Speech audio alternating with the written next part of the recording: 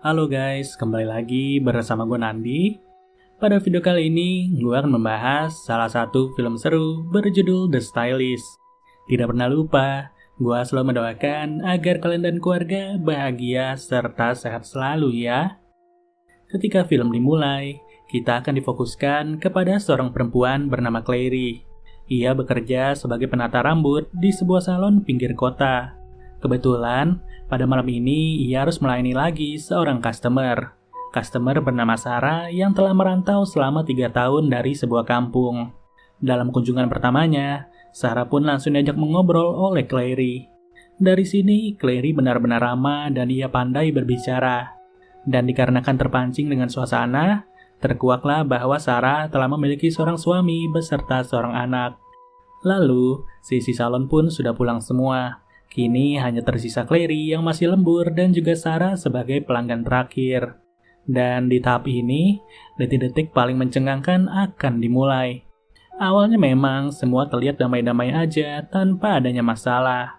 Tapi beberapa waktu kemudian, Sarah pun sudah terkena bius akibat segelas minuman yang diberi oleh Clary. Dalam keadaan terlelap seperti itu, Clary segera menyiapkan kain pel beserta sebuah ember kosong. Ia juga menyiapkan peralatan khusus yang selalu ia sembunyikan secara diam-diam. Dan ketika momennya tiba, dahinya Sarah pun langsung dieksekusi. Tak main-main, dari kulit dahi sampai ujung rambut, semuanya sengaja diambil dalam keadaan utuh. Belum diketahui pasti apa yang ingin dicari oleh Clary, namun yang jelas kita akan mendalami kehidupannya.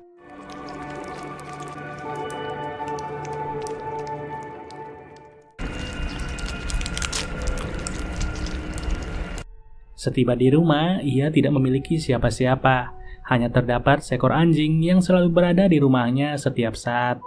Tapi di samping itu, Clary memiliki ruangan rahasia di sebelah rumahnya. Ruangan ini sengaja ia jadikan tempat khusus untuk menyimpan segala hasil karya dari aksi gilanya. Terkadang, obsesi tak karuan itu pun turut menjadi-jadi. Tanpa alasan yang jelas, Clary rutin memakai rambut-rambut dari korbannya untuk ia coba. Namun ternyata, ini adalah obat khusus bagi Clary untuk selalu ceria di setiap saat. Ia tidak benar-benar mencintai dirinya, di mana hal tersebut langsung membuat ia tertarik menjadi orang lain.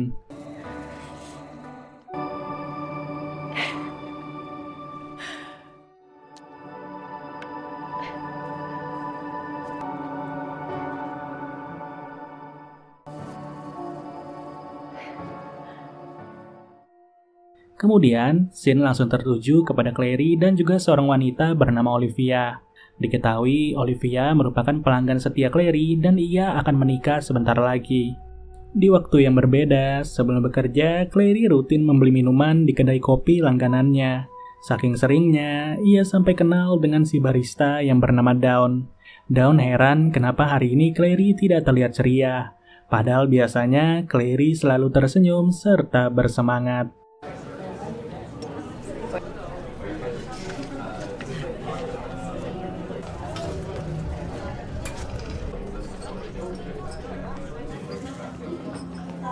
Chai for you that you clearly need.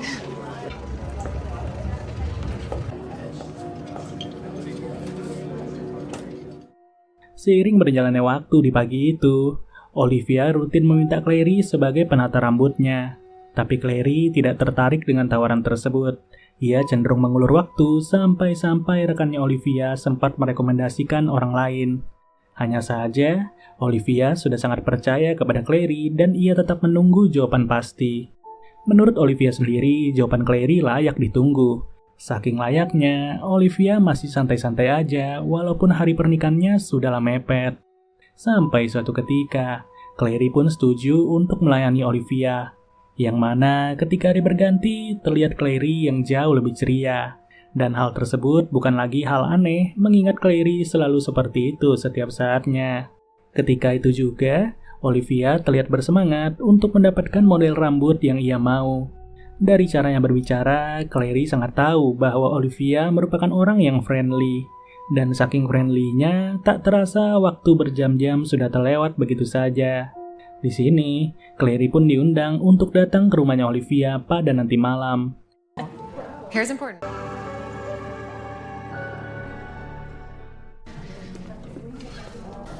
It's not that I don't like to do weddings. Wish I had someone to show it to tonight.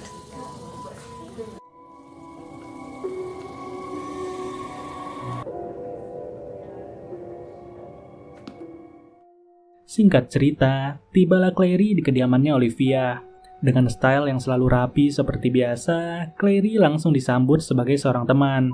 Tak main-main, sepanjang waktu Olivia selalu memuji keterampilan Clary. Ia senang sekali bisa kenal dengan Clary yang begitu ahli dalam menata rambut. Bahkan ketika mencoba gaun, Clary turut dipercaya sebagai orang pertama yang melihat.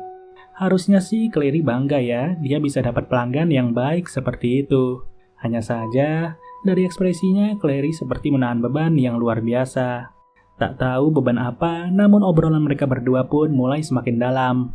Yang tak disangka, Olivia mulai tahu bahwa Clary sudah ditinggal ayahnya sejak bayi. Sedangkan ibunya sudah meninggal di saat Clary berusia 17 tahun. Ketika di mobil, Clary histeris setengah mati. Ia merasakan kesal yang luar biasa setelah teringat lagi dengan ayah dan juga ibunya.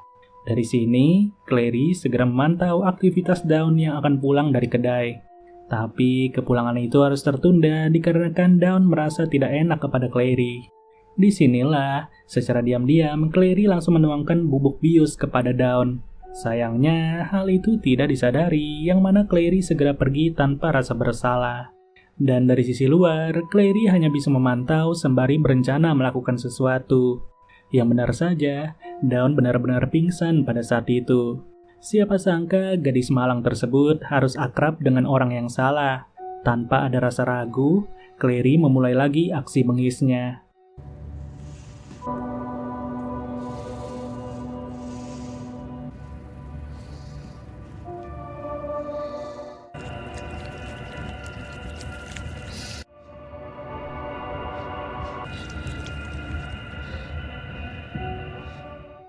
Hanya saja, karena salah fokus, sayatan Clary pun harus mencong dari sasaran. Sontak, hal tersebut membuat Dawn tersadar dan berujung Clary langsung membabi buta. Seusai tindakan itu, segala bukti kejahatannya segera dirapikan. Setiap korban sengaja ia sembunyikan di dalam ruangan rahasia yang berada di sebelah rumahnya. Tapi di momen ini, Clary sudah merasa di luar batas. Kedepannya, ia pun berjanji untuk tidak lagi melakukan kesalahan yang serupa. Alhasil, ruangan rahasia itu harus disegel tanpa pernah diketahui oleh siapapun.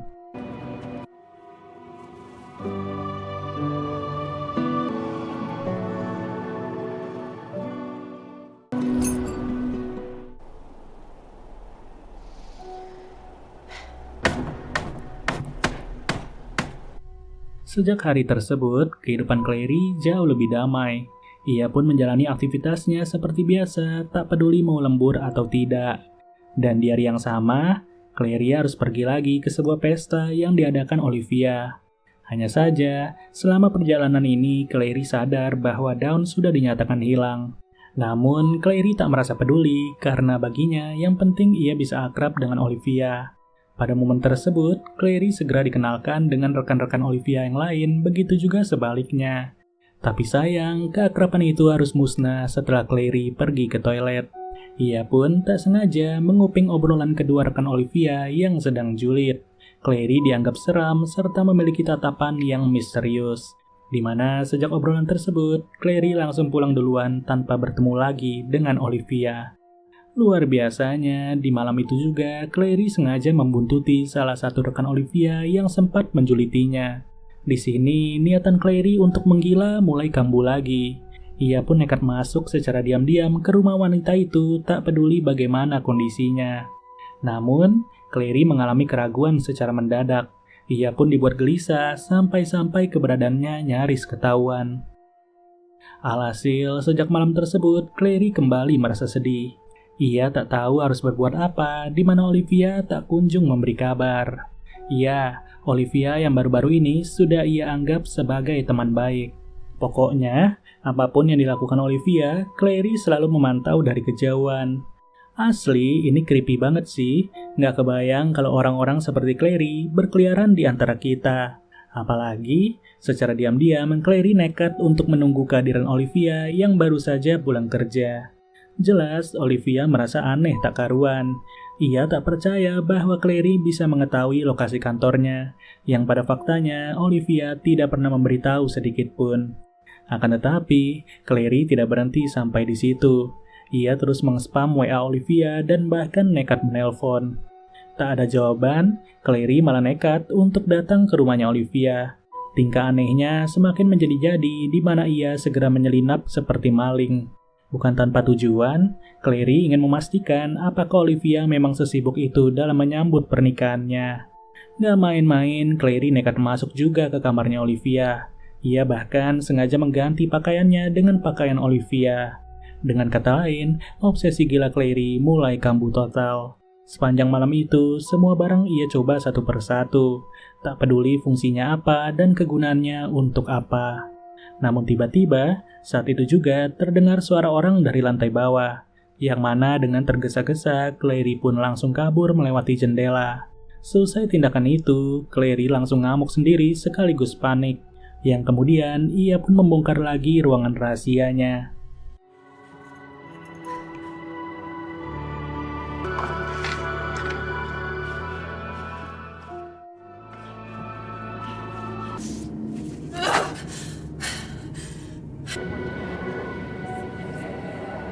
Di sini, Clary benar-benar bercosplay menjadi orang lain. Yang bisa dilihat, kulit jidatnya aja udah kering kayak begitu. Tak puas dengan koleksi-koleksi tersebut, Clary kembali mengincar target baru. Kali ini ia memilih korbannya secara acak, asalkan korban tersebut merupakan perempuan. Dan dengan berpura-pura meminjam telepon rumah, wanita bertato itu pun harus terkapar tak berdaya. Gilanya, rasa empati Clary sudahlah hilang secara menyeluruh. Sampai-sampai malam tersebut harus ia habiskan dengan ketawa ketiwi sebagai orang lain. Ya, lagi-lagi penyensoran harus terjadi. Semoga aja nggak ada dolar kuning ya guys.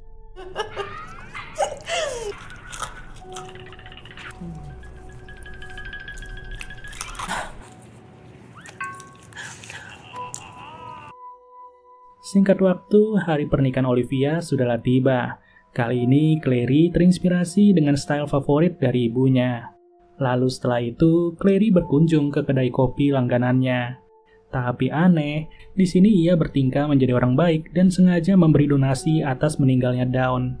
Kemudian, tibalah Clary di lokasi pernikahan. Tak hanya Charlie, Clary turut disambut oleh ibunya Olivia. Dan setelah pertemuan malam itu, Olivia pun langsung merasa tidak enak. Sekali lagi, ia masih mengharapkan keahlian Clary dalam menata rambutnya. Memang sih, si Clary ini sangat jago dalam hal menata rambut. Dimana setelah itu, ia pun menawarkan seorang anak untuk ditata juga rambutnya. Jelas ya, anak kecil mana yang nggak seneng. Sampai tiba saatnya, Clary kembali dipanggil untuk merapikan. Olivia benar-benar berterima kasih dan ia tak bisa membayangkan apa jadinya jika Clary tidak membantu. Yang benar saja, saat prosesi pernikahan akan dimulai, seluruh mata pun langsung tertuju ke arah lorong.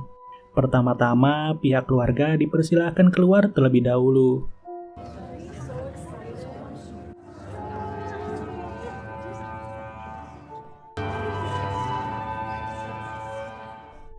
Dan setelah itu, Olivia pun mulai berjalan untuk mendatangi calon suaminya.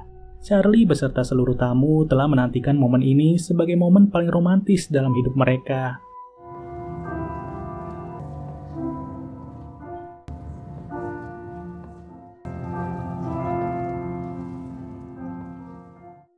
Tapi ternyata, Olivia hanya datang dengan rambutnya. Di mana secara terang-terangan rambut itu telah dipakai oleh Clary yang tak punya lagi rasa takut. Sontak, pihak keluarga beserta tamu langsung syok setengah mati.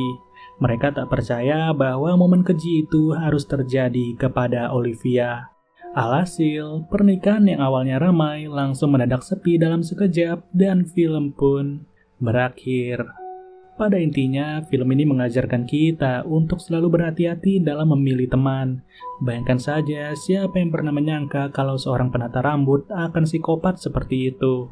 Ya, tapi si Clary sih udah gila banget ya guys. Kalau masuk ke Indonesia, gua rasa hukumannya adalah hukuman mati. Dan yaudah, sampai bertemu lagi di video berikutnya. Gua Nadi cabut dulu. Dadah.